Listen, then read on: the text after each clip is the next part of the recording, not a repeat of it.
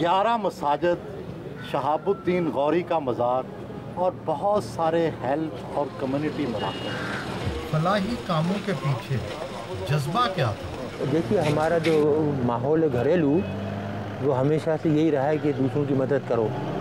वालिद हमारे head master थे, बचपन से आँख खोली तो देखा कि बच्चों को पढ़ाते थे महल्ले के सब। वालिदा थी इसी तरह गरीबों की मदद करती थी, बच्चियों को कलाम मजीद पढ़ाती थी, उनको कपड़े देती थी, जोड़े देती थी, पैसे देती थी।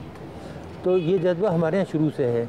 फलाही जज्बा ख़ानदान से आया? ख़ानदान से। और इसी तरह बेगम का और मेरा दोनों का हमारा ये कि हम किसी का दुख नहीं देख सकते, हम अपने मुंह का निवाला दे देते हैं निकाल के। तो जहाँ भी हमने देखा कि ज़रूरत है, मतलब ये शहाबुद्दीन गौरी का मज़ार, जो शख्स बानी हो मुसलमान रियासत का हिंदुस्तान में बुनियाद डालने वाला, उसके शान एक मज़ार होना चाहिए।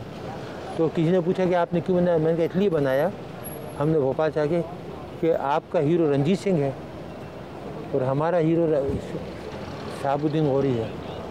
डॉक्टर साहब, एटम बम से बहुत तबाही होती है। डायनामाइट बनाने वाले नोबल ने नोबल प्राइज़ शुरू की है। आपको भी कभी ऐसा ख्याल आता है?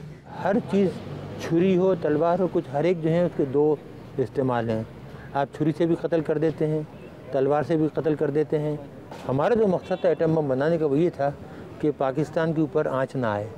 जिस तरह 71 में आपके साथ सलूक हुआ, हम ये चाह रहे थे कि ये वाक़या पाकिस्तान के साथ कभी दोबारा ना आए। तो इस नज़रिए से मैं आया था।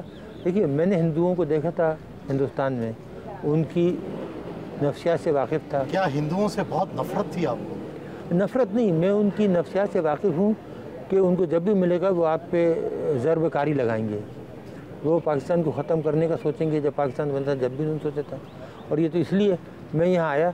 और बम का फ़ायदा आप ये देखिए कि 71 के बाद आज तक कोई वार हुई, आपका कोई आदमी जंग में मरा सिवाय इसके कि जो कारगिल में मुशर्रफ ने बेवकूफ़ी की थी, आबेल मुझे मार वाली, उसके अलावा तो कुछ नहीं हुआ ना, आज तक कोई जंग नहीं हुई, वरना अब तक आपके टुकड़े उड़ जाते मुल्क के। डॉक्टर साहब, आपको जानवरों से प्यार है, घर में बिल्ली रखी हुई है, कुत्ता रखा हुआ है, बंदर आपके स्विमिंग पूल पे पानी पीने आते हैं, नहाते हैं।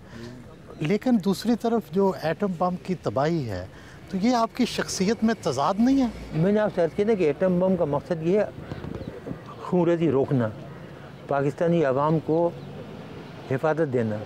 उसका मकसद सिर्फ ये था कि आप महफूज रहें और अपनी माशी तरक्की पर ध्यान दें। बदकिस्मती से सब चोर लुटेरे आए और उससे फ़ायदा नहीं उठाया। मुल्क का जो हशर किया वो आपके सामने है। एक तरफ से जब आपको डिफेंस से बेफिक्री हो जाती तो आपको ये चाहिए था कि मुल्क की तरक्की पर ध्यान देते, तालीम, माशी तरक्की, सनती तरक्की, ये सब चीज़ें होती, लेकिन इस पर ध्यान नहीं दिएगा ना।